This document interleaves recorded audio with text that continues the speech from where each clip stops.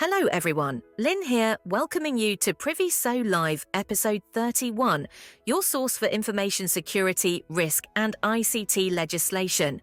And before we start, for those celebrating Easter, Passover or Hanuman Jayanti, we wish you a blessed time with family. Hello listeners, this is Stephen here, echoing the sentiment.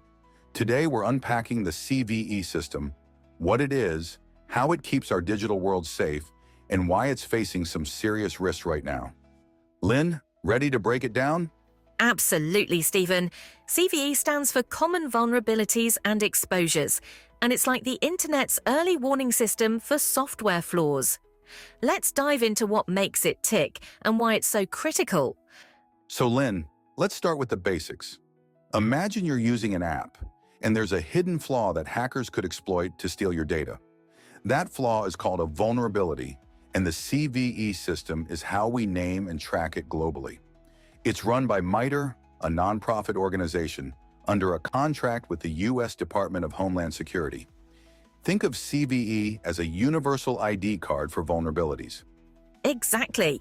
Each vulnerability gets a unique CVE ID, like CVE 2025-12345. That ID tells everyone, companies, governments, even your IT guy, what the problem is and where it's found, whether it's in Windows, a web browser, or even a medical device. It's been around since 1999, and today there are over 200,000 CVE entries catalogued. And it's not just about naming. The CVE system standardizes how we talk about vulnerabilities. Without it, one company might call a flaw Heartbleed, another OpenSSL bug, and we'd all be confused. CVE ensures everyone's on the same page, which is critical for patching those flaws before hackers strike. Right? And it's a global effort. Over 300 organizations, called CVE numbering authorities or CNAs, help assign these IDs. Tech giants like Microsoft and smaller players in places like South Africa all feed into the system. But assigning IDs is just the start. Let's talk about how vulnerabilities get identified and published. It usually starts with someone, a researcher, a hacker, or even a company, finding a flaw. Maybe a coder notices their software crashes under certain conditions, or a security expert spots a way to sneak into a system. Yeah, once that flaw is confirmed, it's reported to a CNA, like a vendor or MITRE itself. The CNA verifies it's a real vulnerability, something in the software's code, not just a bad configuration. They assign a CVE ID and write a brief description if it qualifies, like this flaw in App X lets attackers steal data. That info goes into the CVE database, which is publicly accessible. But here's the tricky part. Not all CVEs are published immediately. Sometimes there's an embargo, say 90 days, while the vendor works on a patch. This gives companies time to fix the flaw before hackers can exploit it. Other times, though, delays happen because of bureaucracy or disagreements over whether it's a vulnerability at all. And that's where things get complicated. Vendors might say, nah, that's not a bug, to avoid patching, which can leave flaws unlisted. Plus, the CVE system doesn't include fixes or severity scores. Those come from other databases like the National Vulnerability Database, or NVD. So, organizations have to piece together the puzzle. Find the CVE, check the NVD for a risk score, and then hunt for a patch. It's a lot of work, but it's critical.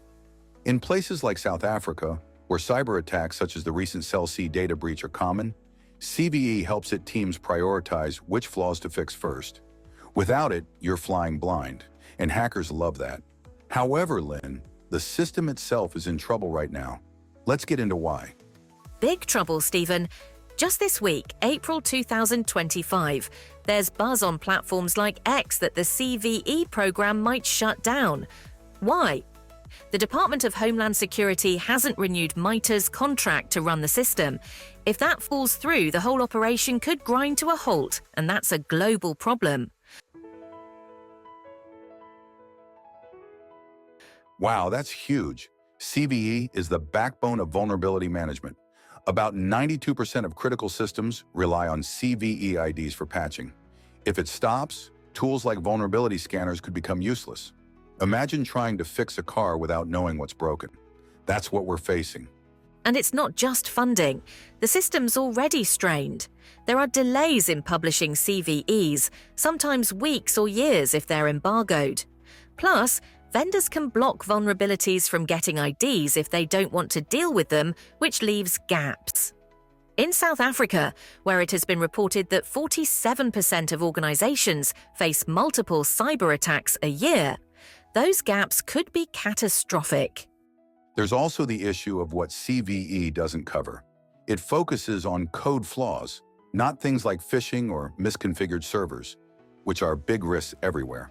And if the NVD or other databases start failing, like we've seen with NVD's recent hiccups, CVE's value drops because it doesn't provide fixes or risk scores on its own. Exactly. Now, there are some workarounds, like alternative databases or community projects tracking unlisted vulnerabilities. But none match CVE's scale or standardization. If it goes down, every organization from hospitals to banks will struggle to keep up with threats. With its growing cyber challenges, South Africa would feel the pain acutely. So there you have it. The CVE system is a cybersecurity cornerstone, but it's on shaky ground. Lyn, what can listeners do? Stay informed, for one. Check out MITRE's CVE website or platforms like X for updates on this contract drama. And if you're in IT, start exploring backup tools like VULDB, just in case. The CVE system's fate is uncertain, but staying proactive can keep us one step ahead of the hackers.